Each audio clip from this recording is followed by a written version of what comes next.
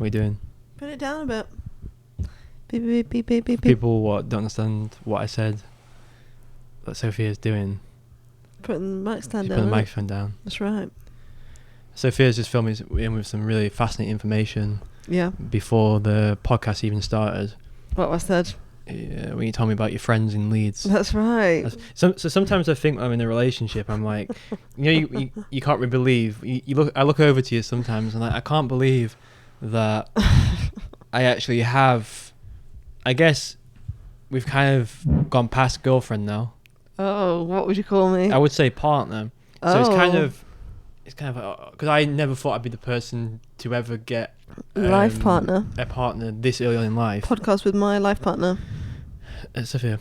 Sorry. Oh, hello guys. Welcome to a podcast with my girlfriend. I'm Aaron Thompson. There he is. Filmmaker, writer. And across from me is my fiance, girlfriend, partner, whatever you want. Oh, very sweet. Whatever you want to call her. Oh, I thought you'd find that mock sincerity. Sophia, let's give her a clap. Oh, thank you. And if we actually had some proper studio funding, there'd be some people in the background would do a woo. Oh. You actually do, when you actually are doing a podcast, it is actually good to have people in the background because. You think? Yeah, stop doing that. Slam that down. It's gonna, the people in the background might slam the coffee down. We've got rid of the dogs, but now you're slamming cups down. I know I'm a bit strict with. That's right. With this sort of stuff, I was about to say I'm a bit natchiest, but then I realised that I want to talk about Berlin later, so I don't want to have those two things in the same podcast. So I know I'm a little bit. Now they're in the same sentence. I think it's just because. See, there is this really nice thing that with a podcast, if it's sloppy, it's good. Yeah. But I think with us not intending it to be sloppy, I'm really worried how you're going to put that cup down again. Let's see if you can put a cup down normally. It's okay. How's that? It's a bit hollow. This is why we need mats. Put it down here. Put this piece of paper here. Alright, put it on that piece of paper. There you go. What was I saying before? I've introduced us. About me being your girlfriend and Yeah, stuff. So sometimes I look across and like, oh, this is great and everything like that, but then sometimes I think, is it though? No. Because that comment you've just told me about, oh, by the way, my friend's in Leeds today. It's not really good, is it? I don't know. You like my friend? You thought you'd be interested. But don't you think we've got to that point she's up now where I always worry that we're going to end up in that point where we're just giving each other useless information? You do see some couples and they're just like, but you can also tell that the other person's just like, oh right, okay, that's nice. Like they really don't care. But I don't think you'd let it get to that. Like for example, just now when I said, oh, my friend's in Leeds, you said, oh right, thanks for telling me that. Like in a way where you're being sarcastic. But then is the next step to that where I actually don't say anything at all? I just ignore it, and then is that when it starts getting... No, because you've said that, so I've been reminded, oh yeah, Aaron doesn't care about pointless information like that. I was thinking about this earlier, I was thinking about this last week, should I say, just about being a part of a couple in general. And there are definitely perks to it. And one of the major perks is travelling. That's right, we were just talking about all that. It's cheaper to travel. Like hotels cost more because you're paying for because obviously they're losing money by not having two people, so they charge you more most hotels. Usually if you go into an airport, you don't have somebody to split. Like when you went on that cruise on your own. Yeah, you have to pay like trains are same amount the two people trains pay. are expensive in the UK, so you have to, if you're going across, because basically flying from London is probably the cheapest alternative for traveling cheap. And if you're going to London, you're going to be spending a lot on the train. But if you go with somebody, you can split car parking, you can split petrol. Yeah. Eating out's cheaper as well because you're hitting the. I find it. Obviously, there's the benefits of also if you're traveling to a romantic place. There's benefits to it if you're. Sophia's looking. I'm not even talking sexual. I'm just saying there's benefits to it. I know that. There's benefits to it in the sense like it's a little bit. You were saying that. It can be a little bit awkward. I don't know. Well, it's awkward eating out on your own anyway. Like if there's a restaurant that you really want to try. Well, I guess you've got friends for that, but, you know. But there is a complete flip side to it as well, that when you're... So I actually... This is a whole different conversation now, but I'll just say I actually do think travelling is better by yourself, but I'm not talking about that. I'm just talking about I think life is geared up for two people. For example... Couple privilege. Yeah, I can use your name... I've heard somebody saying that before. I can use your name to get out of anything. I can be like, oh... Sophia's busy that day. Sophia's busy and I've got to look after the dogs that day, That's or right. which might actually be true, but it's just good that Like I you've got a have life that. going on. Yeah. So I'd say that's the benefits to it, but then there is this massive pressure to get into a relationship. It's kind of it's not the first pressure when you're younger. It's not pressure because boomers or whatever, they don't actually really want you to have sex. The pressure is because that's quite a sexless generation. The pressure is they want you to have at least courted, which is basically sex, but they want you to have like a boyfriend or girlfriend or something, just to show other parents and show other people. Yeah, that just you're... to say like, oh, my child is seen as a desirable companion to somebody. Yeah. Which doesn't really make any sense because the most awful person in the world could get a girlfriend or boyfriend. Nowadays they could, because because just as I was growing up, I was on the cusp of you still need to be a jock to pull a girl. I was just on the cusp of that. Now it's completely changed. I suppose at school, maybe it was like the nerdy guys and the naturally not very attractive guys, overweight guys, Well, did struggle. What it had to be for me, and I was just like on the cusp of this. You had to, because I lived in a predominantly dangerous in the sense, you had to have your eyes always about. So you always had to be watching for what could possibly happen. So you was always in survival. You always had to fit in. You was always sort of survival. And so guys what had that presence and I didn't were considered the most attractive. But then they had to be street tough. But then they were also traits what women considered popular were being able to talk out in front of class. Being able to... What do you mean? Like when you go up to the front? No, just being able to make jokes in class. Right. I was always too. I was always too embarrassed to do that.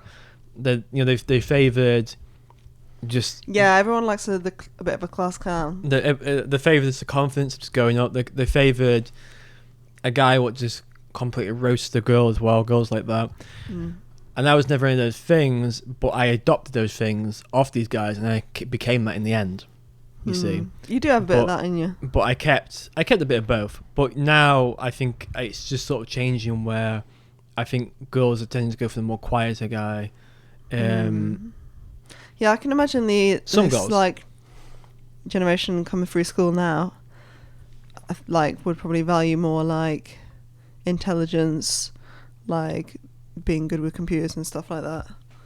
Be good with what? Computers and stuff, because they're all into that, aren't they? Well, I think the Coding thing and is, shit. I think the thing is happening now. I think you've seen this shift. How good is your Minecraft server? You've seen this in sitcoms and stuff. I think there's been a workout that men that get these sort of jobs might have more money now. Yeah, true. So I think there's been a big shift in the culture that if you look at most jocks, if they don't make it as a, we use an American example here, as the American football player, they're going to go into nothing, really. They burn out. Yeah, well, like, because you have to go all in, really, don't you? So then you don't really have, like, a backup option. Yeah, and when you actually look at the percentage of actually making it as an athlete, the numbers are so thin. And then coaching and stuff doesn't really pay that Whereas good, does it? a guy who starts his own software company or something like that, could be making millions. The problem is those guys don't necessarily have those primal... I was trying to think about how to word that, because it's like obviously like something about your genetics. Most women would be more attracted to an athletic guy compared to a guy that doesn't do any sort of physical activity really. But then is it like evolving? They're still trying to look for someone like that can provide for them, but they're aware that it could be in a different way. I've always believed that, and I still believe this. When I say romantic, I don't want you to think of the person who's bringing a box of chocolate. I believe in star-crossed lovers, and I believe in you should date just based off the idea of I don't know, let's just say an example here. You're in like a foreign country, let's just say Morocco, and a guy's in the corner of the bar, and he's drinking some tea, and then a woman comes in. She's like under a veil, and then she lifts her thing up, and they both look at each other, and they start a conversation, and then they build a partnership based off of that, and nothing else. Yeah, I don't know what you call that, but I believe that a soul connection. Not a soul connection. Because you can meet somebody, they could, when they meet each other, they might not even like each other. But I think you should build. I think as soon as you start building a relationship off of money, any principle, I'm going to date this person because they might get famous, so that they could be my ticket somewhere, or I'm going to date this person because I want to live in their country, or I'm going to date this person because they're going to bring me this much money, or I want to date this person because I can control them, whatever it is. I never think there was a sustainable. I think they can be sustainable, but I never think they're. I don't really. I know I shouldn't really be chatting about of how to what romance is, because obviously it's a different value to everybody else, but I think there's I think what you're saying is quite I think there's movie relationships what you see, and a lot of people say they're problematic, and they are in the sense if you're waiting for them, you know like the Disney, if you're expecting. And some people might say that those relationships are the ones that don't last. I'm just thinking like what is it we're doing, and I was just thinking if I was to live my whole life with my tick box ready, waiting for somebody to fill that tick box, I just think life would pass me by, because well, if you're in that example of somebody who's going to become a computer programmer or whatever, if you date him thinking like, oh yeah, this guy's going to make loads of money, there is something a bit sad about that, isn't it? Yeah, so I mean, I just generally think I don't think you should date on any value or principle apart from the very basic values. Is this person good or is this person not? I think you should date on that. Whether you've got shared values together. There's obviously a little bit of attraction what comes in there, so there's got to be that. That's right. The people that say there's no such thing as attraction, they don't know, because ridiculous. You do need that little bit of something. And then I think I think when you meet somebody, then it's I'm struggling to think how to word this. I think you then have the rest of your life to work out the rest. So it's like when we first met, we have now gone on this journey together. That's if you know right. what I mean. And none of it is being planned, and I think because of that, there's more freedom in that. But I think the majority of people, I think they approach it from the idea of, I want to live in this area for the rest of my life, so I'm just going to date people in this area, which is also problematic.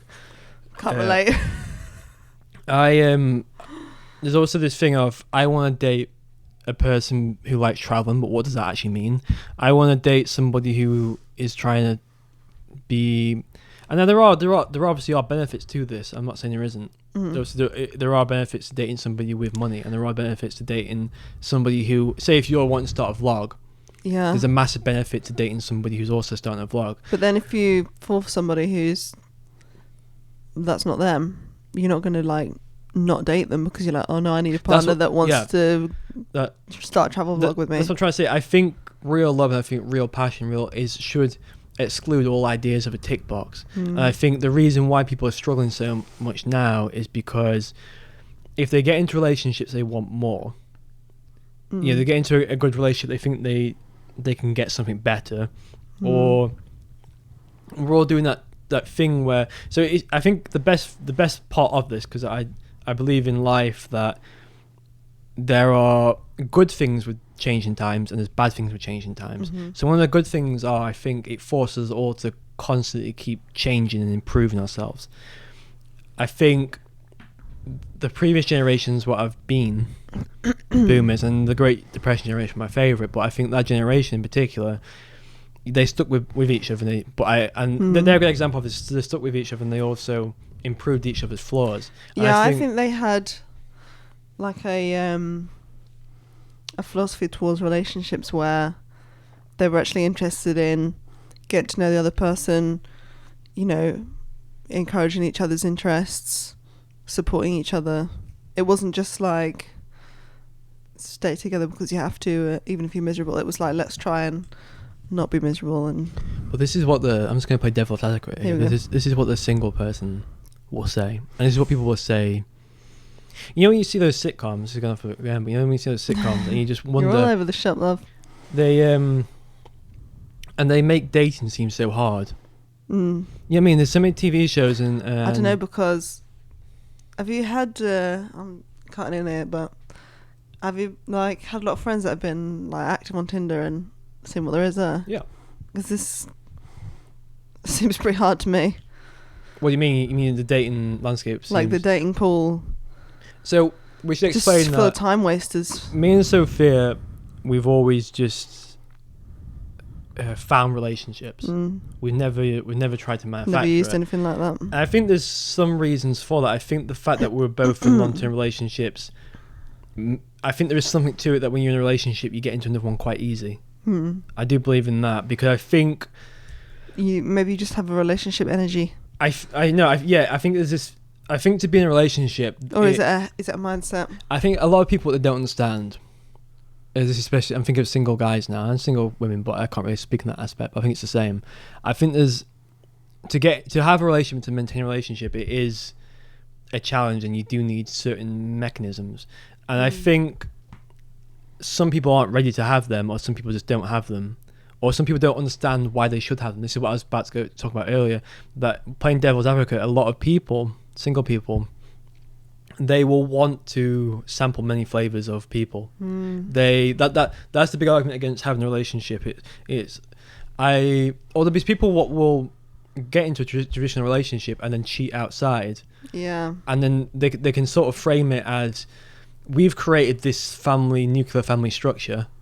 But I'm also having my fun on the side. So this is they look at it like, this is done now.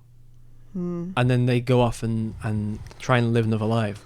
Yeah, I guess it's like, well, when we met, obviously, we met on holiday and everything. I don't know, did we tell a story already before?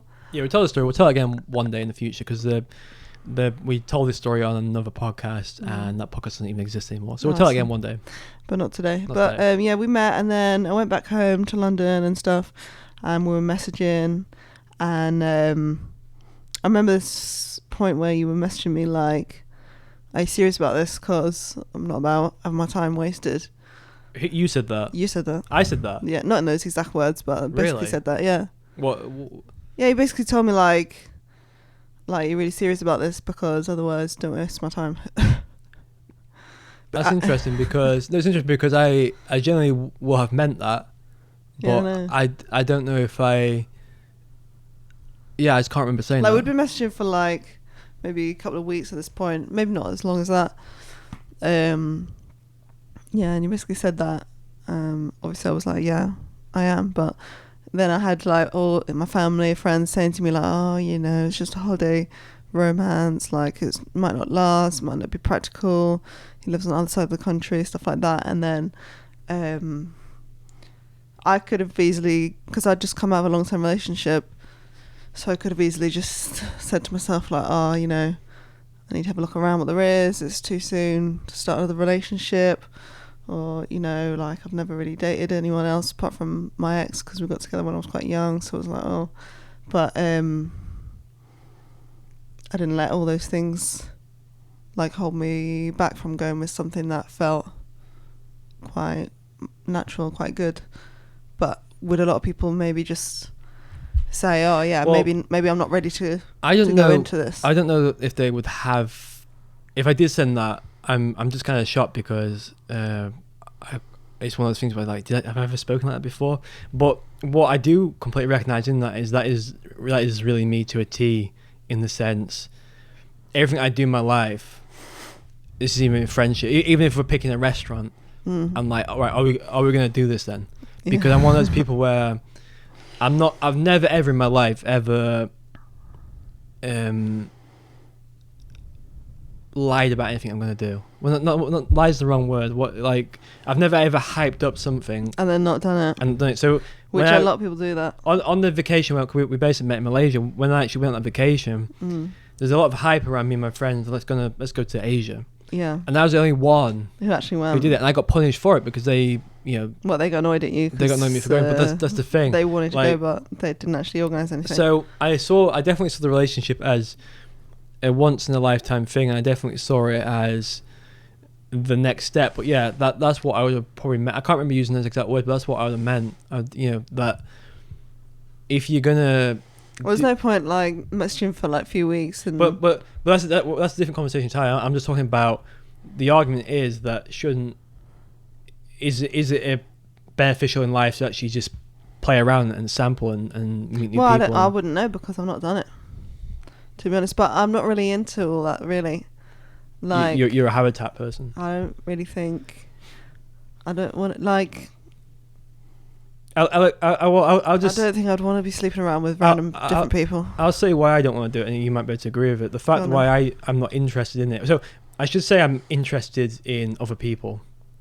Yeah. Because I'm human, so I'm interested. Getting to know people. No, sexually, I'm interested in other people because it's it's human nature, isn't it? Yeah. But the reason why I'm so interested in just maintaining a relationship is because I'm always one of those people where, at the end of the day, I want my comfort and my life sorted, because I think, so for example, I don't ever want to have a Christmas where I'm just by myself. I don't ever want to, when I go out now into the streets, it's like, I know I've got a home to go back to. I know, I mean, I like having that. So I'm one of those people where we've like created a home for ourselves with each other. Yeah, I always I like to go off and do my own thing and have the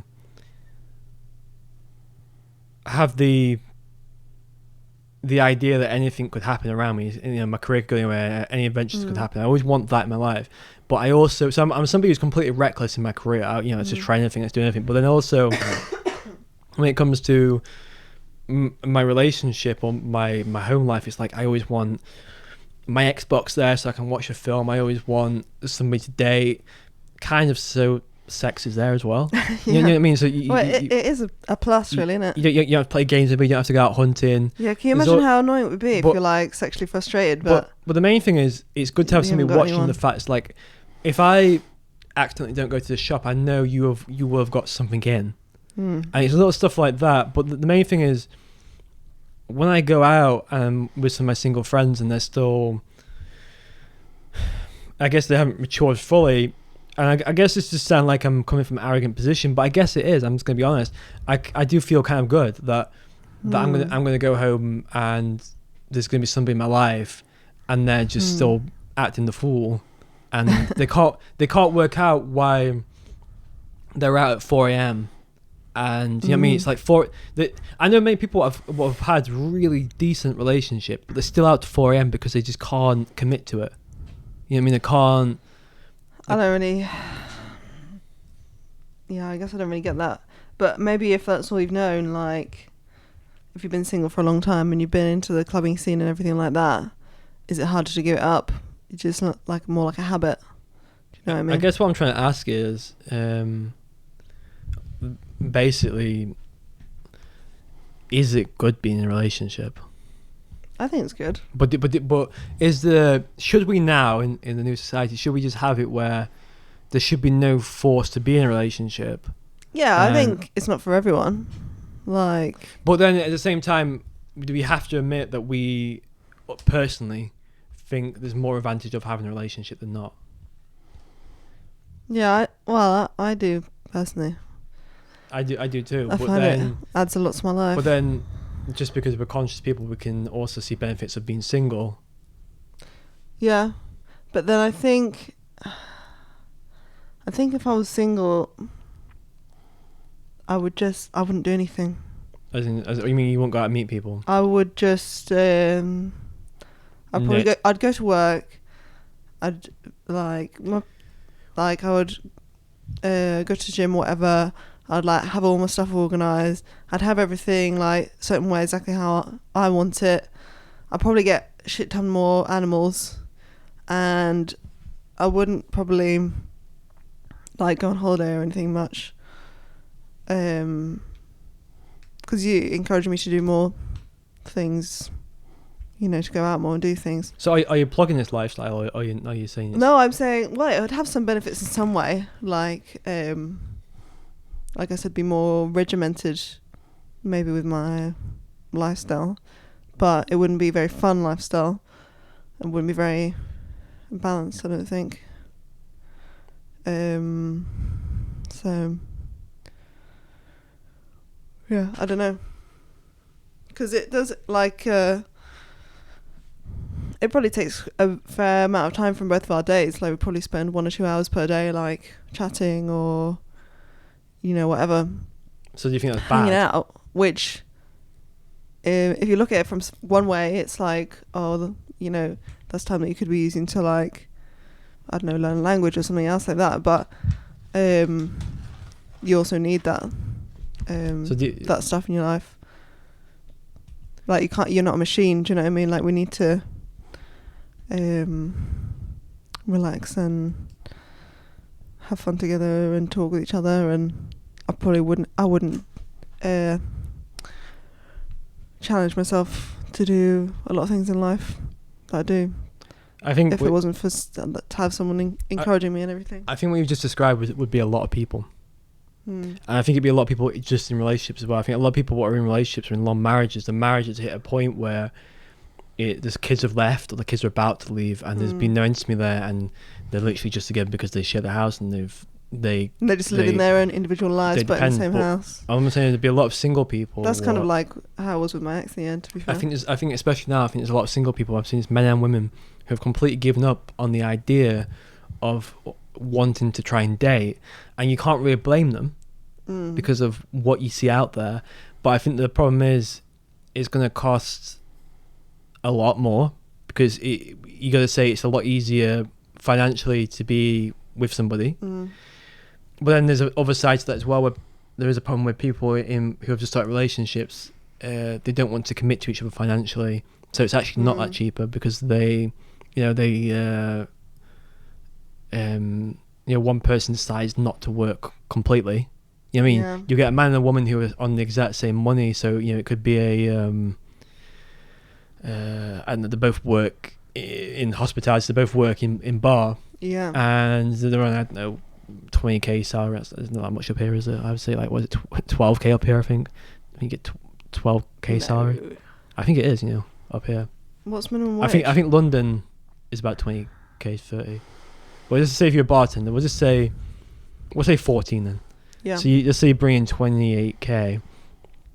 I think a lot of men and women won't want to spend that on building a life with somebody, because they've got the girlfriend, and then they but it's a big commitment if maybe if you're not 100% sure about that person. Like, say you've just met someone and they're like alright, like they do tick some boxes, and you were into them like when you first met, but I don't know, you haven't really invested in the connection, but you think you can't get anything else, so you're just like plugging along with it. But I think we're talking and now to probably a lot of people who are listening, a lot of people who are out there. I think there's a lot of single people now they will be at home with their cat knitting, and they're just binge watching whatever. And I think, and we can't really laugh, because I think I understand. I can actually understand the appeal of that, and I think if you got in the habit of doing that for about 5 years, you wouldn't actually want to make space for someone else in your life, because you've got everything exactly how you want it. But don't you think you're always gonna have an itch? I don't know. I personally think you could get used to not making space for somebody else. I personally think life is best with two people, because there's that thing as well of. So I've had this before when I was 19 or 20. I've told this story before, so I'm either now telling the truth about my age or lying. I think I was 20 when I first went to Barcelona by myself. I had just gotten out of a very long-term relationship. That's right. And in that relationship, I spoke about everything I was doing in my day to that person. Yeah. When I didn't have that, this was the first, because you can only talk to your friends about so much in life. Like you can't get that as deep. So like when you like you can meet like once a week and have a good catch up, but you can't call them like every night for an hour. Do you know what I mean? Yeah. So it's same with like with your work colleagues as well. You can't really talk to your work colleagues as not a good idea to give all of your personal. No, because there's also some sort of competition there. So the only thing really is your relationship, because they are sort of your friend, and the way you sort of work with them because you're building something, and they're the only person you can really talk to. So when I was so used to that for like 5 years, and I lost that, and it was my childhood dream to go to Barcelona. I remember being in the hotel. I remember feeling extremely lonely. It's the first time in my life I've ever felt. Because you wanted to like share it with someone. Yeah, I've never felt extreme loneliness. And I remember I was in the very top, the skyscraper of the top room of the skyscraper at the hotel, and it was just so isolating out there. And I am somebody who prefers spending time. I prefer spending time with myself more than most people, I think. Yeah. But even you need someone to go back to after you've spent time with yourself. Yeah, even I, a vampire, want to. I want to. Count Dracula himself. I want to have some confidant. You know what I mean? Somebody to. That's why when I was breaking up with my ex, I wanted to get a dog. Takes the edge off. But that's not it, is it? Because a dog can't talk back. Yeah, but I'm very worried about this idea, and you've opened it up now. You know, it's a topic. Here we go. I'm very, very worried about the idea that people are replacing relationships with animals. I'm very, very worried about that. I believe you might not be able to talk to them, but you can get an exchange of emotions. No, you need a human in your life. I believe. It's better than nothing. So there's going to be a million people now thumbs down and tuning out, and but I personally, an animal doesn't really improve my life. But would you not say it would take the edge off? No, hold on. I understand why people get animals to improve their life. I understand why people like animals. I get it. But you just don't feel it. But for me, what an animal is would be like getting an album. So you like an album with a nice album cover. Yeah. If I was to bring that back, that'd be my friend. Like okay. Books. Yeah. Books. I know it's not living, and people like. I can really feel people coming with flame. So like when you read a good book, you feel less alone. Yeah. So that to me. Yeah, music and books can do that as well, I guess. Animals to me, this is going to be something interesting. This is me now turning, because so you know the people with the pitchforks, right, and the flaming torches. I'm turning something back around on them now. Oh no! And they're going to be like, that's actually kind of interesting. Try and drop it. That I think I live with animals, so I think I understand what animals are. So say for example, I think my relationship is actually kind of better with animals than most people that have animals, because I'll walk down the street and I'll be followed by a cat. Perfect. And I'll look at it and I'll sort of like nod to like, yeah. How's it going? And then sometimes I'll just sit in the woods and a deer will come really close up to me. That's right. And I'll look at like, yeah, how's it going, mate? And so I think I sort of see animals as part of it. So I don't really bother them. You know, if it's like a lizard in a tree. Yeah. I'm like, oh, how's it going? Oh. You know, what's going on? And sort of like nod to it. And then, but I think other people, they are trying to trap that in like a box. They're trying to trap the animal, and then they're trying to draw this relationship out of, but it's never going to be a human relationship. No. Whereas I think I always, I don't like zoos. No. There's something about them that makes me sad. B, I just like seeing animals in the wild, and when I do, I think I'm more. I think it's more breathtaking. You're a wildlife guy. You know, think about this as well. Oh. We went on vacation with 3 girls who are all predominantly, in inverted brackets, more wildlife orientated than me. You can argue one of them wasn't, but they were all more wildlife orientated than me. I'm the only one out of everybody who went scuba diving looking for fish. I didn't like the thing in my face. But there we go, guys. This is what I'm talking about, because you want it in the fish tank. You want to see the fish in the fish tank. I was so excited to go see them in the natural habitat. That noise you just heard, them guys, is how you change the course of debate, and all of a sudden the mobbed torches start going back over the hill. Yeah, okay. No, I was so excited to go see fish. I couldn't believe my luck, and I was following all the fish about and everything like that. And that to me is more exciting than owning a cat. You see. So I just like animals in the nature. And I like looking at them and viewing them in the nature. And I don't adopt personalities on them, because if you see like memes today, and if you see like people dressing dogs up as if they can eat donuts and stuff like that, Perfect. which is, I mean, I'm not saying it's not funny or it's not interesting. It's not really interesting, but I'm not saying it's not funny. It is in a certain sort of like dumb way, but it's, you know, it's not a war-winning humor, is it? No. But at the same time, there's something worrying in the fact that I think we're all becoming antisocial. People are now trying to bring animals into their lives. Is that why maybe people are getting more and more crazy about their animals?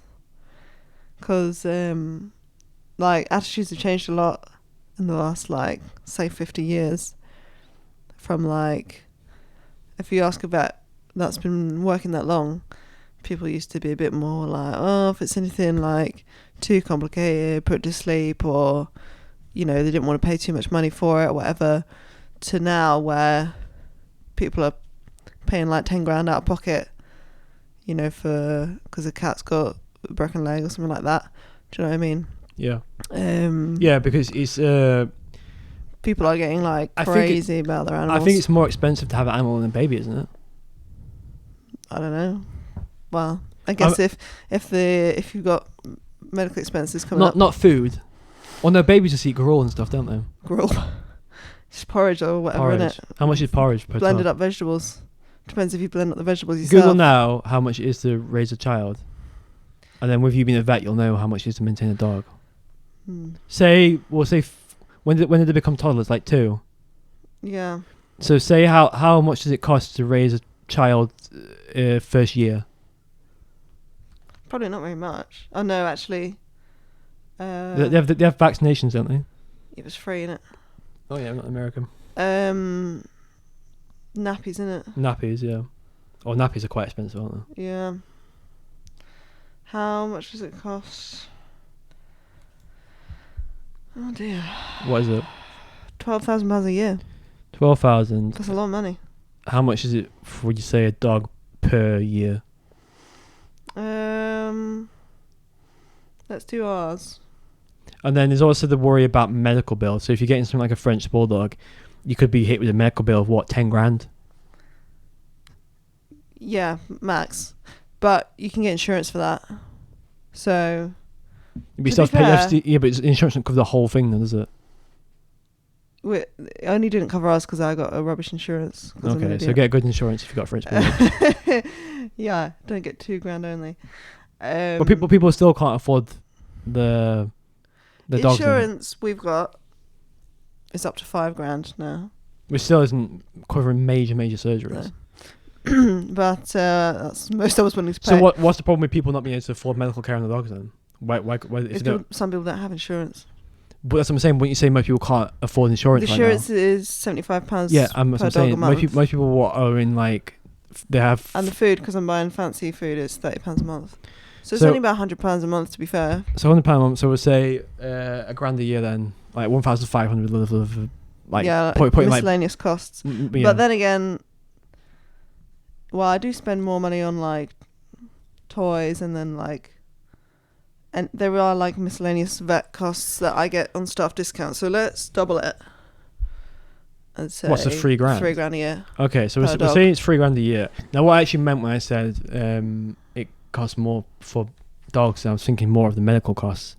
Yeah, that's what I was trying to get at. Including the 6,000 operation that Toasty had, so then it bumps it up a bit. What I'm saying is, most people, we'll quickly talk now to wrap this podcast up about why people can't afford medical care for dogs.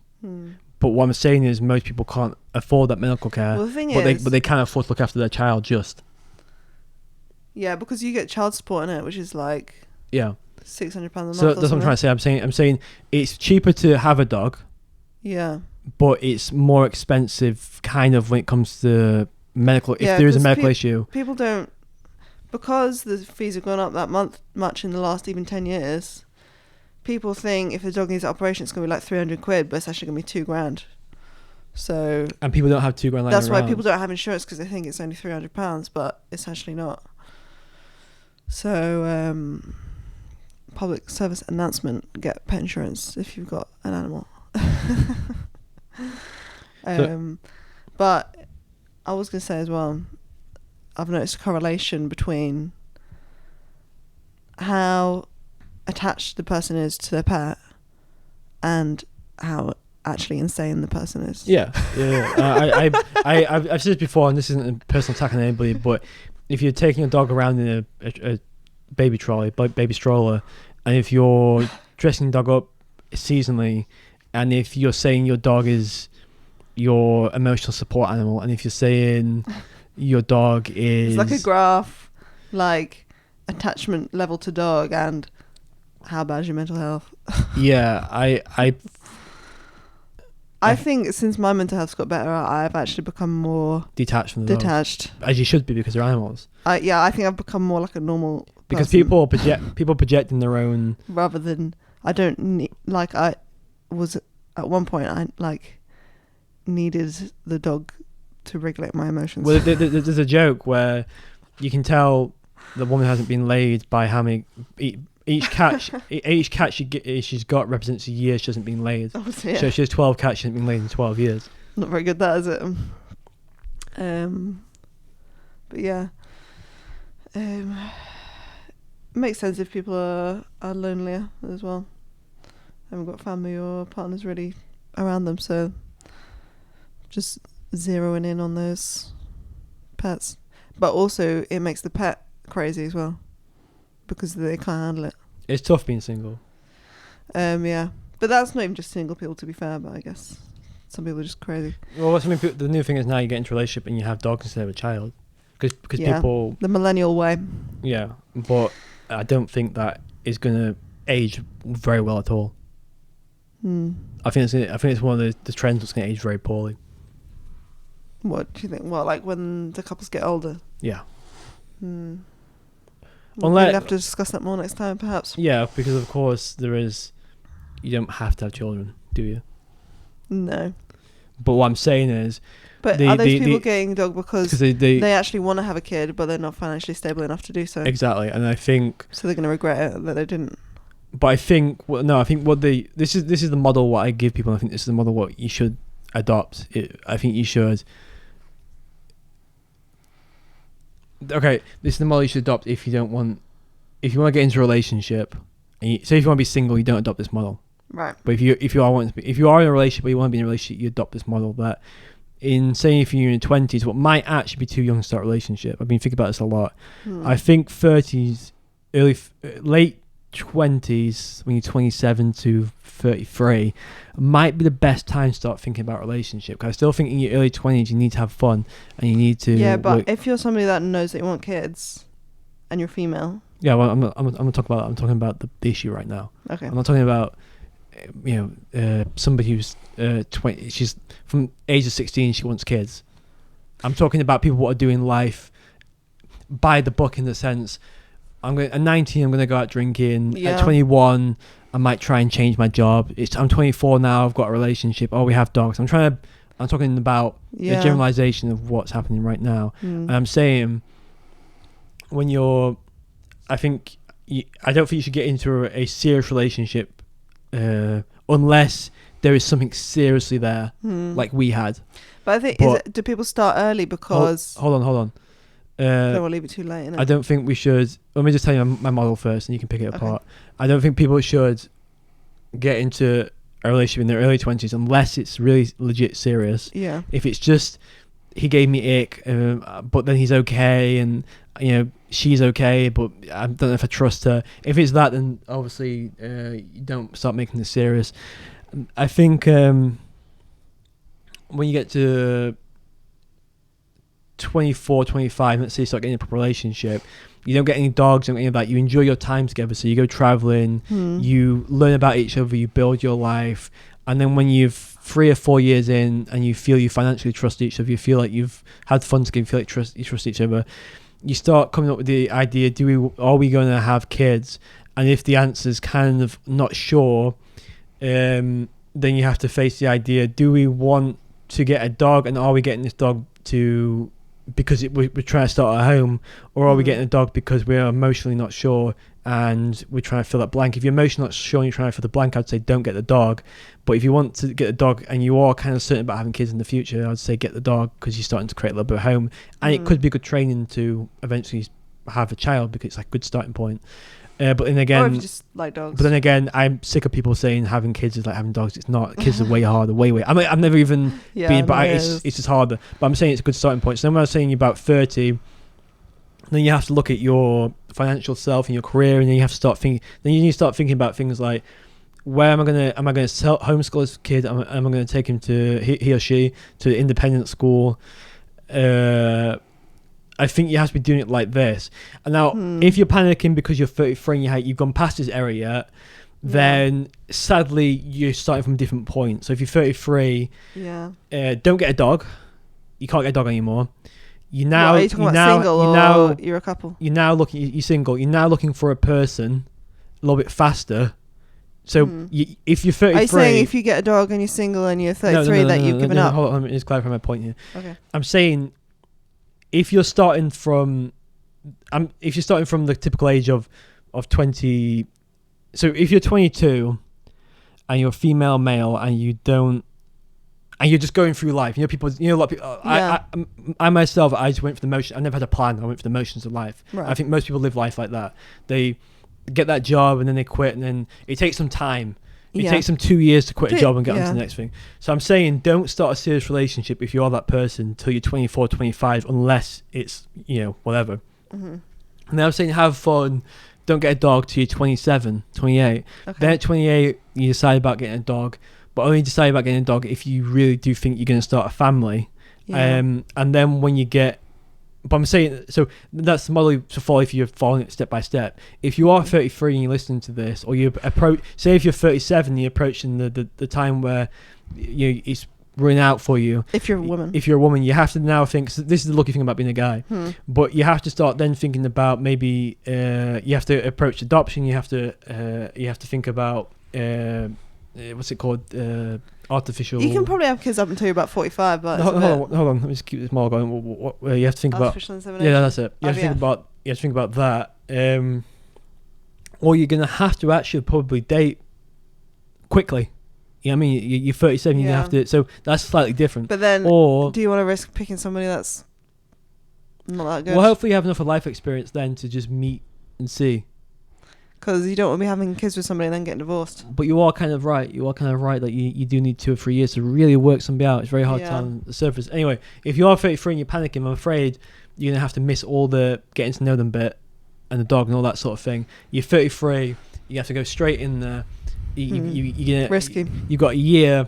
It's got to... So when you're that age, everything's got to go. Yeah. But of course, can I also just say, it doesn't have to be that serious. Do whatever the fuck you want. It doesn't have to be that serious, but I'm just saying that's a model what I think. But it's a bit like, I guess the reason why people would rather start earlier than later is because they don't want to be that person that's 37 and they're like, oh, fuck. Do you know what I mean? Well, hold that thought. That'll keep them. Stumping bottom from keen. That's right. Yeah. We're gonna end the podcast here. I'll see you next week then. So, thank you for listening. Oh, bye then. Goodbye. Goodbye. Enjoy your life and don't do anything Sophia wouldn't do. Oh.